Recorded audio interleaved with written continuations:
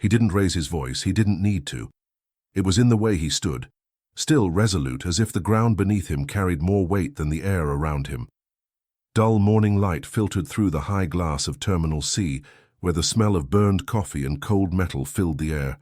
Rolling wheels clattered on tile. Somewhere a child was crying softly. But by gate 47 everything felt slower, heavy. He wore his dress blues with quiet dignity, buttons polished, gloves folded tight in one hand. In the other a folder marked, "Do not separate from remains." His nameplate read, Andrews. Most people didn't look at it. They looked at the box behind him, draped in stars and stripes, resting on a special platform guarded by silence.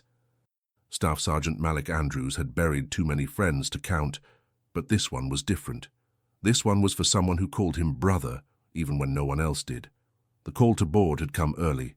The airline manager was approaching, and the air, already tense, shifted slightly, like something sacred was about to be mishandled. The tarmac shimmered with early heat as the ramp crew stood motionless, hands folded, hats removed. The jet bridge buzzed with fluorescent light, casting a pale glow on the figures gathered at the edge of Gate 47. The world was moving as usual. Boarding calls, announcements, the rolling rhythm of carry-ons over tiled floor. But near the glass wall where the silhouette of a casket was being guided toward the cargo hold, time thickened. Staff Sergeant Malik Andrews stood still, eyes trained on the movement outside. The flag-draped coffin was lifted with mechanical care, but Malik watched every gesture, every buckle snapped, every rope secured, as if the weight of it all might shift if he so much as blinked. His posture wasn't rigid in the way some military men hold themselves to impress. It was tight with memory, a body used to grief, a man who had stood at too many runways for too many brothers, lost to war. The gate agent avoided eye contact when she called first-class passengers to board. She'd already glanced at the uniform at the casket and looked away quickly. Malik didn't move. He was supposed to board last, after the passengers, after the luggage, even after the catering cart. That was protocol. But this wasn't a normal flight. Private First-Class Jamal Benson had died in Mosul 3 weeks ago. 22 years old, quiet, kind. His mother still texted him good morning every day. Malik had held him while he bled out, promising to get him home. Promising to sit beside him the whole way. That promise mattered more than protocol. As group after group boarded, passengers passed Malik with awkward glances. Some offered small nods. A few murmured, "Thank you for your service," without slowing down. Most just looked past him like a mannequin in dress blues. The flight crew began final calls. A tall woman in a blazer, the airline supervisor, approached with brisk steps and a clipboard. She looked at him, then the casket behind the window, then back to him. "Sergeant Andrews? We'll begin pre-boarding for the escort shortly. We just need to—" "I'll board with him," Malik said, calm, clear. The supervisor blinked. "You mean—" "The remains will be loaded underneath. Escort protocol boards after general boarding, it won't be long." He didn't answer. His hands stayed at his sides. "We understand this is difficult," she tried again. "But there's a procedure. We need to allow families and first-class passengers first." "This is the family," he said, softer now. A moment passed. The words hung there, stubborn and quiet. A gate agent behind the counter paused her typing. Nearby passengers turned slightly, sensing something shift. It wasn't loud, but it was real. The supervisor adjusted her blazer. "I'm sorry, but you'll need to wait for the boarding call. Please step aside." Malik didn't move. Through the glass, the cargo door was still open. The casket had not yet been loaded. Malik glanced at it, then looked back at her. "I board with him, or he doesn't go." Silence again. Not the kind that follows conflict, but the kind before it. The supervisor's eyes narrowed. "Sir, you're making this more complicated than it needs to be. This is a standard commercial flight." Malik exhaled once through his nose, no anger. Just the kind of breath you take when you know what comes next might cost you something. Not for him, it's not. Behind them, the terminal continued its rhythm, but the zone around them felt suspended. Something sacred, something solemn, was being held too tightly by routine. She stepped closer, voice lowered. "You're not authorized to hold boarding. Please cooperate." He looked at her. Not through her, not around her, at her, and said nothing. A man in a Hawaiian shirt, waiting to board, cleared his throat. "Ma'am, maybe he should just go first." Others nodded. The momentum turned. A small wave of discomfort rippled through the line of passengers, like they were suddenly aware they were witnesses. The supervisor hesitated. Authority was on her side. Policy, procedure, chain of command. But the air had changed. The pilot emerged from the jet bridge. He was an older man, calm, silver-haired. He saw the standoff, walked directly over, and stood beside Malik. "What seems to be the issue?" he asked gently. The supervisor opened her mouth, but Malik answered first. "I need to board with the soldier. I'm his escort." The pilot looked at him for a long moment. Then at the coffin outside, then at the passengers, quiet now. He nodded once. "Then you board first." And just like that, the rules bent. Malik stepped forward. The crowd parted without words. He didn't look back. He didn't have to. The silence around him did the work. As he walked down the jet bridge, the air turned still again, not out of tension, out of reverence. Outside, the casket was lifted one last time. Inside the aircraft, the overhead lights hummed faintly as Malik took his seat in the last row, directly above the cargo hold. He sat stiffly, back straight, legs unmoving, his gloved hand resting on the folder in his lap. The cabin around him filled slowly, the usual shuffle of bags and polite half-smiles dulled under the weight of something unsaid. He didn't speak. He didn't even look up when passengers filed past him. But in his chest the silence wasn't still. It churned with memory. Mosul had been dry that morning, dust curling in the air like smoke, the sun too bright for the time of day. Jamal had been walking ahead, humming under his breath, the way he always did when he was nervous. A kid from Newark who joined the army to keep his sister in school. Always wrote home on Sundays. Never liked to fight, but never stepped back when things got ugly. The ambush was fast, a burst of chaos, the kind that left no time for decisions, only reactions. Malik had pulled Jamal behind cover, pressed a hand against his stomach where the blood came fast, bubbling through his fingers. Jamal's eyes had gone wide at first, not from pain but from knowing. "It's okay," Malik had whispered, lying through his teeth. "I'm right here."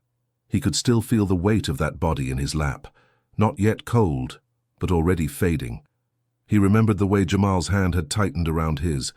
The last thing he said, "Don't let them send me back alone." Malik blinked. The seatbelt light dinged above him. Across the aisle, a boy about 10 years old peeked at him from his seat. His mother, a white woman in a business blazer, gently pulled him back, whispering something. The boy frowned but obeyed. Flight attendants moved through final checks. The pilot's voice came over the speaker, calm and distant. "Ladies and gentlemen, we'll be departing shortly. We'd like to take a moment to acknowledge that we are honored to carry a fallen service member on this flight today. Please join us in a moment of silence." A pause. Then stillness. Some passengers bowed their heads. Others shifted uncomfortably. One man in a polo shirt glanced at his watch, but most obeyed. Not because they understood, but because silence was safer than words. Malik closed his eyes. In the silence, Jamal's voice came back again. Not the last one, but one from months before. They had been lying on their bunks, talking about what they'd do when they got out. Jamal had said he wanted to be a music teacher. "There's this middle school in Jersey. Kids don't get much. I want to be the one that sticks around." Malik had just laughed. "Hey, you don't even play an instrument." "Yeah, well, I'll learn." The plane began to move. The takeoff was smooth, the city shrinking below in golden morning light. Malik stared out the window, though he wasn't looking at anything, just being still, feeling the shift of altitude, the press of gravity loosening as the engines roared higher. At cruising altitude, passengers relaxed. Some pulled out headphones. Others tapped on phones, sent texts, opened books. A flight attendant offered Malik a drink. He declined without looking up. But he felt it. The stares. Not aggressive. Just unsure. as if people were trying to understand what role he was playing. A soldier, a mourner, a symbol, an interruption in their routine.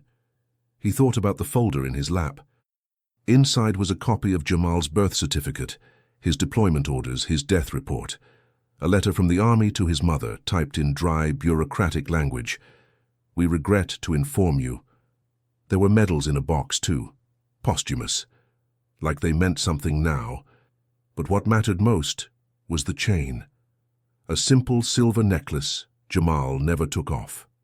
Malik had taken it before the medics arrived, promising to return it to his mother. He hadn't let it go since. He reached into his pocket and wrapped the chain around his fingers. The flight was long, time stretched, and with it came the weight, not just of grief, of history, because Jamal Benson was black, like Malik, and that mattered, even now, especially now. Malik had seen the way uniform didn't always protect them, how service didn't erase suspicion, how medals couldn't buy dignity at a gas station or a department store. Jamal had laughed about it once, said, "They love the flag, just not the skin under it." He wasn't wrong. The steward came by again, this time offering water. Malik accepted. His throat was dry. "Thank you for your service," the man said softly. Malik nodded. "Wasn't for them," he replied. The steward didn't answer. He just moved on, a little slower than before. In his chest, Malik felt the ache of guilt, not because of what happened in Mosul, but because he was still here, still breathing, still carrying the name of someone who should have had more time. He reached for the necklace again. The boy across the aisle peeked one more time. This time Malik met his eyes and nodded once. The boy hesitated, then smiled. A small, simple smile. Honest. Malik allowed the corners of his mouth to lift, barely. Outside, clouds stretched like torn fabric. Somewhere below, the land rolled on. The casket was just beneath him, surrounded by luggage and metal and cold air. But in Malik's mind, he was still holding Jamal's hand. He would hold it all the way home. The wheels touched down in Atlanta with a thud that jolted the quiet tension back to the surface. The sky outside was overcast now, the kind of pale gray that flattens sound and color. Malik didn't move as the plane taxied to the gate. His body stayed locked, breath shallow, shoulders squared above the presence beneath his feet. As the flight came to a halt and the seatbelt light pinged off, people stood, reaching for bags and devices, already sliding back into routine. The boy across the aisle waved once before being ushered off by his mother. Malik gave the smallest nod. His moment was not over. He waited until every last passenger had exited.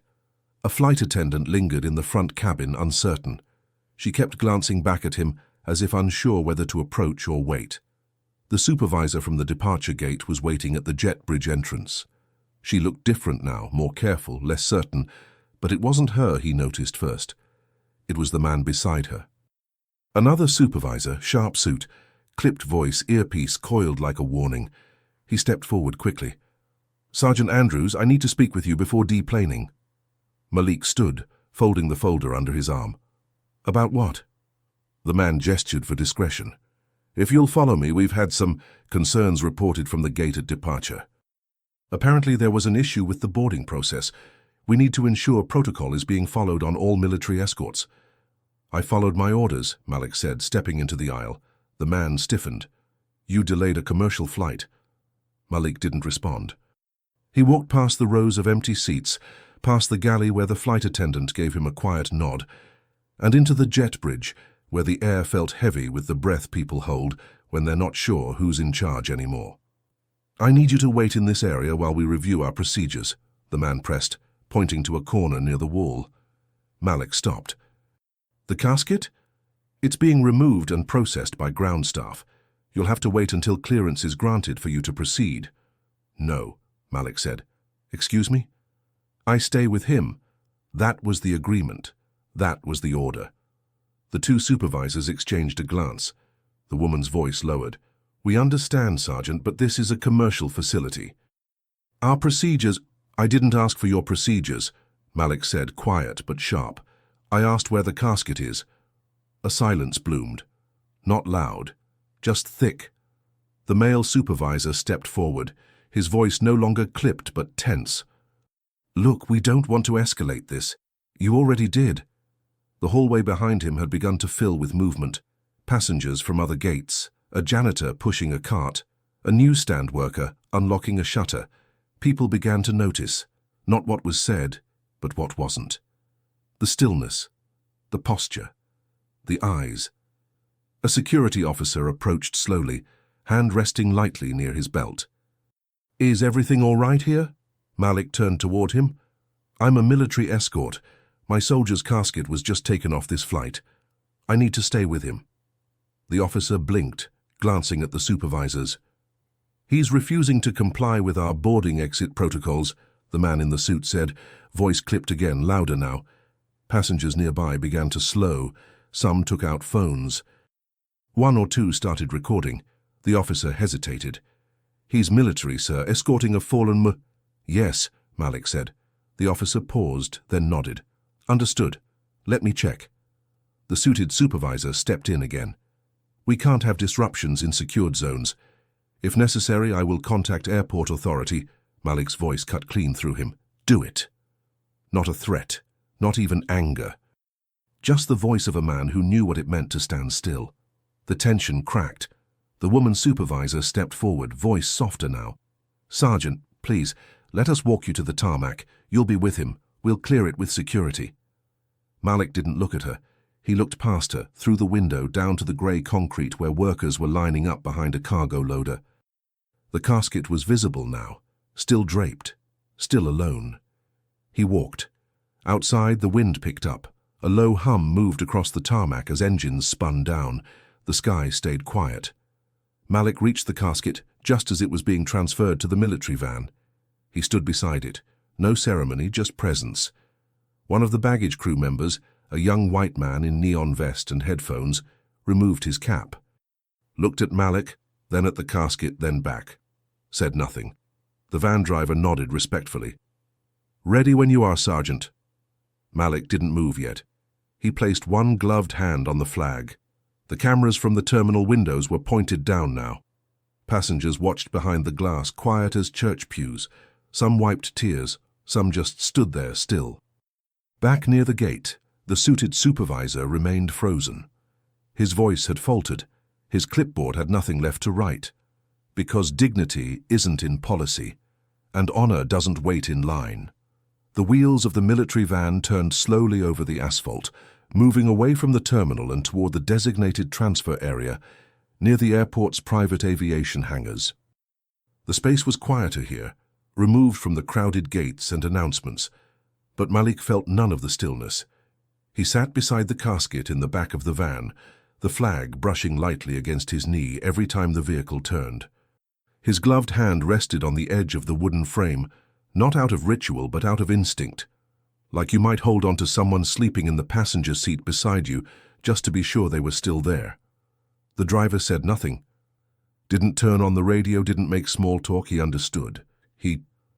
As they neared the hangar, a few people waited outside. A representative from the funeral home, a pair of Army Reserve officers in full uniform, and one woman standing slightly behind them, arms crossed tightly, expression unreadable. She wore black jeans, a sweatshirt 2 sizes too big, and held a folded piece of paper in her hands. Malik stepped out first. The officers saluted him and moved toward the casket. He nodded but didn't return the salute. His eyes had fixed on the woman. "Mrs. Benson?" he asked gently. She nodded once. "I go by Sharon." There was no shake in her voice, no tears in her eyes, but her grip on the paper tightened, and her knuckles whitened. Malik took a step closer, pulled something from his coat pocket, and extended it to her slowly. The chain. Sharon took it with both hands, her fingers trembling now, finally betraying something soft beneath the armor. She looked at it like it was still warm from her son's skin. "He never took it off," Malik said, his voice nearly inaudible. Said it reminded him of home. A silence passed between them, not the kind that asked for comfort, but the kind that made room for grief to exist without apology. The funeral home representative began giving instructions in the background. Paperwork, timelines, transport coordination, but none of it registered. Malik turned toward the two officers who had stepped forward again. "He requested I stay with him," Malik said. One of them hesitated. "We weren't notified of that arrangement. This portion, technically, falls under civilian custody until the official ceremony." Malik's jaw tensed. "He's not cargo." The man blinked. "Of course not, Sergeant." "But there are logistics." "I'm not logistics." Sharon stepped forward then, her voice cutting through the space like glass on stone. "Let him stay." The officers looked at each other. One opened his mouth to protest, then stopped. Finally, the senior nodded. "Understood." The transfer continued. As the casket was moved into the black funeral coach, Malik stood at attention, rain beginning to fall in fine, misty drops. He didn't blink. And across the street, the story began to spread. A woman who had been on the flight posted a video, short, shaky, taken from her phone at the terminal window. In it, you could see Malik refusing to step aside, standing alone with the casket while supervisors argued nearby. No audio, no commentary, just a soldier refusing to move. By the time the casket was placed in the hearse, the video had already passed 10,000 shares. Local news picked it up first. Airline confronts military escort over fallen soldier. Witnesses react, then national outlets. The story traveled like smoke in dry air, fast, unpredictable, impossible to contain. But Malik didn't see any of it. He was in the back pew of the funeral chapel, beside Sharon, who had finally let her shoulders fall. The service was small, family, a few neighbors, no cameras, just breath and silence and the soft sound of tissue pulled from pockets. When the chaplain opened the floor for reflections, Malik stood slowly, walked to the front, looked at the closed casket and saw for a moment not the flag, not the wood, but Jamal's face, laughing, eyes wide, mouth open, mid-song, some off-key rendition of something from the 90s. "He called me Big Brother," Malik began, his voice steady. "I told him to quit it. That I wasn't that old." A soft chuckle in the room. "He didn't care. He said brothers were chosen, not assigned." He paused. The silence came again, warm this time. "He asked me once what I'd do if he didn't make it back. I told him not to talk like that." Another pause. "He said, if I don't make it, just don't let them treat me like I'm part of the paperwork." Malik turned toward the crowd, eyes scanning faces that blurred through his tears. "So I didn't." He stepped down. No applause, no nods, just shared breath. Later, outside the chapel, Sharon placed the chain around her neck.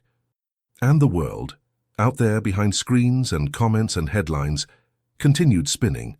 Some praised, some argued, some forgot within days. But for the few who were there, it stayed, because something had been reclaimed, not just a name, not just a body, but the right to be carried home with dignity. 3 days later, Malik sat alone at a rest stop off Interstate 75, somewhere between Atlanta and Fort Benning. The sun was setting behind him, casting a tired orange over the cracked pavement. Trucks rumbled in and out, headlights flickering to life as the sky drained its color. He wasn't headed anywhere in particular, just away, from noise, from attention, from the slow-brewing firestorm that the video had become. His phone buzzed again. Another voicemail. A producer from a major network wanted him for an interview. They used words like hero, integrity, American values. They wanted to film him in uniform. Maybe with Sharon, maybe beside the grave. He turned the phone face down. A few days ago, he'd been invisible. Now he was an emblem against his will, a symbol people projected their meanings onto. But Malik didn't want to be a story. He wanted to be a shadow, the kind that protected light without asking for it. He looked down at his lap, where a single slip of folded paper rested. Sharon had given it to him after the funeral. It was a note. Jamal's last letter home, written weeks before his death.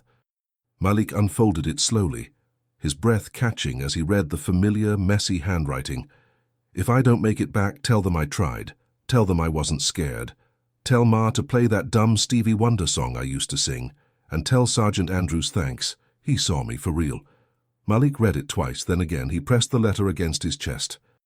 That night, in a quiet motel outside Macon, he watched a clip on the local news. They played a segment from the airport video, now part of a national debate. Military protocol versus human dignity. Pundits spoke, flags waved on screen. Malik turned it off. Later, he sat on the edge of the motel bed and polished his shoes, not out of duty, but habit. Each stroke was steady, methodical, like clearing his mind 1 inch at a time. A knock came at the door, soft. He opened it to find a young woman, no older than 20, holding a sealed envelope. She wore civilian clothes but had the rigid posture of someone raised around service. "Your Staff Sergeant Andrews?" He nodded. "My uncle was on that flight. He said what you did meant something. To him. To us." She handed him the envelope and left without waiting. Inside was a single sentence, handwritten in black ink. "They didn't see us before. Now they do." The next morning, Malik returned to Fort Benning. He met with the unit commander, filed the final report, turned in the escort orders and declined a commendation. The commander asked why. Because he should be the one getting it. The officer didn't press, just nodded slowly. Weeks passed, then months. The headlines faded, new stories emerged. The video remained online, a quiet artifact, passed between veterans, mothers, teachers. Not viral anymore, just enduring. Malik resumed training new recruits. He was quieter than before, more deliberate. But when they asked him about Jamal, he told them the truth, not the sanitized version, but the story with edges. He sang when he was nervous. He called me Big Bro. He was scared sometimes, but he never ran.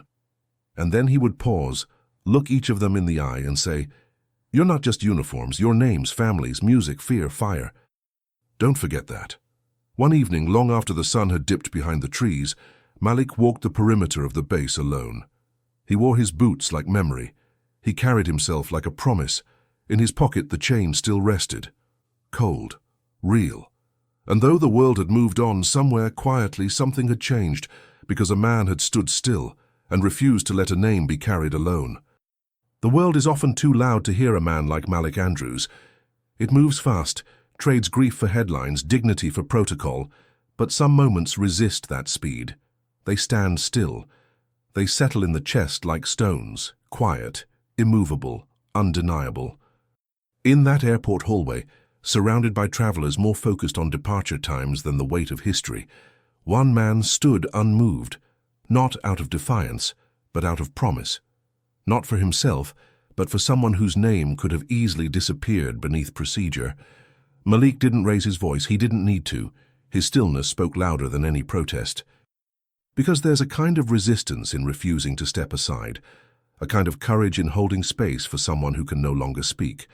And in doing so, he reminded us of what's too often forgotten, that black service members do not become equal simply by wearing the uniform.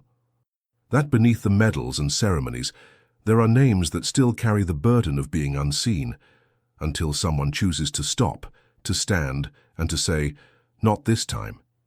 It wasn't just a soldier being carried home.